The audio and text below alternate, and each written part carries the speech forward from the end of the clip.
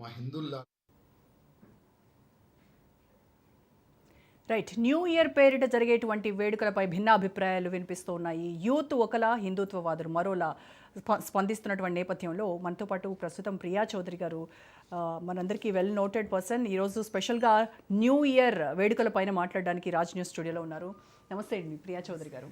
ప్రియా చౌదరి గారు, new year మరి కాసేపట్లో పాత క్యాలెండర్ వెళ్ళి కొత్త క్యాలెండర్ వచ్చేస్తుంది. దీంతో నిజంగా మన జీవితాలు మారిపోతాయో లేకపోతే ఇంకేదో చాలా మనం ఊహించింది ఏదో జరిగిపోతుంది అనేటువంటి దీంట్లో యూత్ అంతా వెల్కమ్ చెప్పడానికి రెడీ అయిపోయారు. మీరు కూడా చూసుంటారు. ఇప్పుడు రోడ్ల మీద అంతా చాలా హడావిడి కనిపిస్తోంది, కోలాహలం కనబడుతోంది.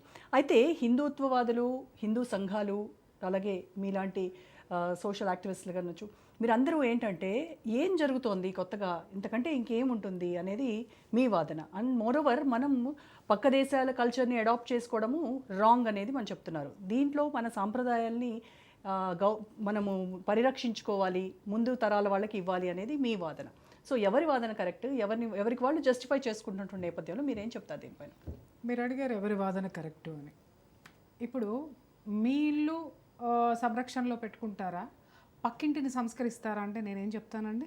మన ఇల్లు ఫస్ట్ నా ఇంటిని సంస్కరించుకుంటానండి. నా ఇంట్లో సంస్కారం లేకుండా నువ్వు పక్క ఇంట్లోకి సంస్కరణ ఎలా తీసుకొస్తావు నువ్వు? ఒకవేళ వాడు ఆ ఇంటివాడో లేకపోతే పక్కవాడో మాట్లాడితే నువ్వు ఏం చేసావు అంటే ఇదిగో ఈ ఇంటిని సంస్కరించానని అంటే, మరి నా ఇంట్లో ఉన్నటువంటి సంస్కరణ లేనటువంటి కుసంస్కరణలన్నీ నన్నెత్తి చూపిస్తే నా అస్తిత్వం ఎక్కడుంటుంది చెప్పండి?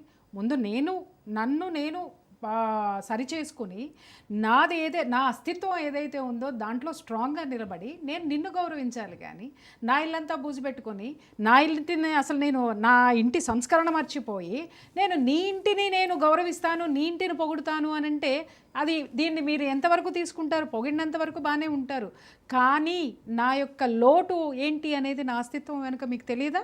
లేనటువంటి అస్తిత్వం తెలియదా? ఇప్పుడు అలాగే ఉంది చూస్తూ ఉంటే. ఇప్పుడు మీరు అన్నట్టు చిన్నప్పుడు మేము కూడా జాన్వరి 1 అంటే చాలా ఉత్సాహంగా చేసుకున్నాం, ఎవరు చేసుకోలేదనే కాదు. కాకపోతే మా చిన్నప్పుడు కాదు, ఒక 20 సంవత్సరాల కిందటి వరకు ఈ దిక్కుమాలినటువంటి పబ్ కల్చర్ రాకముందు వరకు కూడా న్యూ ఇయర్ అంటే ఏంటంటే 12 వరకు చక్కగా టీవీలు చూసేవాళ్ళము, లేకపోతే పిల్లలందరూ ఆడుకునేవాళ్ళు, 12కి న్యూ ఇయర్ చెప్పుకునేవాళ్ళు, విష్ చేసుకుని కేక్ కట్ చేసుకుని పోయి హ్యాపీగా నిద్రపోయేవాళ్ళు. కొత్త సంవత్సరం వచ్చిందని ఒక ఫీలింగ్తో ఉండేవాళ్ళు, అందరికీ గ్రీటింగ్ కార్డ్స్ ఇచ్చుకునేవాళ్ళం. ఓకే, ఆ కల్చర్. ఇప్పుడు ఆ రోజున అది ఏమైంది? అరే గ్రీటింగ్స్ ఇచ్చుకుంటున్నాం, ఒకరికొకళ్ళు గ్రీటింగ్ కార్డ్స్ చెప్పుకుంటున్నాం, వెల్కమ్ చెప్పుకుంటున్నాం, మైత్రి బలపడింది, అంతా బాగానే ఉంది అన్నదాన్ని అది రాను ఇంకొక స్టెప్ ఎక్కడికి వెళ్ళింది అని అంటే, అసలు మనము యుగాది అనేటటువంటి దాన్నే ఈరోజు మర్చిపోయాము. ఈరోజు పబ్బులు క్లబ్బులు చూడండి, మీరు ఈరోజు కిటకిట కాదమ్మా, 14 సంవత్సరాల పిల్లలు పబ్బుల్లో ఉన్నారు. ఆ సంగతి మీకు ఎవరికైనా తెలుస్తుంది? ఇక్కడ న్యూ ఇయర్ జరుపుకుంటే ఏంటి అని అడిగేటటువంటి వాళ్ళందరికీ నేను చెప్తున్నాను, 14 ఇయర్స్ పిల్లలు, మీరు అనొచ్చు 14 ఇయర్స్ పిల్లలు క్లబ్బుల్లోకి ఎలా చేస్తారండి? క్లబ్బుల్లో మొత్తం అంతా కూడా ఆధార్ కార్డులు తీసుకుని 21+ కదా అని. నాతో రండి, నేను ఎన్ని ప్రూవ్ చేస్తాను. వాళ్ళకి 14 ఏళ్ళే ఉంటే ఆధార్ కార్డులు 21 సంవత్సరాల ఆధార్ కార్డులు, ఫేక్ ఆధార్ కార్డ్స్. అంటే ఇది జరుగుతుందన్న సంగతి వాళ్ళకి తెలుసు, పబ్బ వాళ్ళకి తెలుసు. అమ్మ 14 ఏళ్ళు 21 ఏళ్ళు పిల్లల్ని చూడంగానే తెలియదా? వ్యాపారస్తులకి ఏం కావాలి? ఇది ఒకప్పుడు క్లబ్బులకి వెళ్ళేటటువంటి వాళ్ళు ఏంటంటే ఒక స్థాయి వచ్చిన వాళ్ళు, ఆర్థికంగా కానీ లేకపోతే అధికారికంగా కానీ ఒక స్థాయిలో ఉన్న వాళ్ళు, సోషల్ స్టేటస్ కోసం వెళ్ళేటటువంటి వాళ్ళు.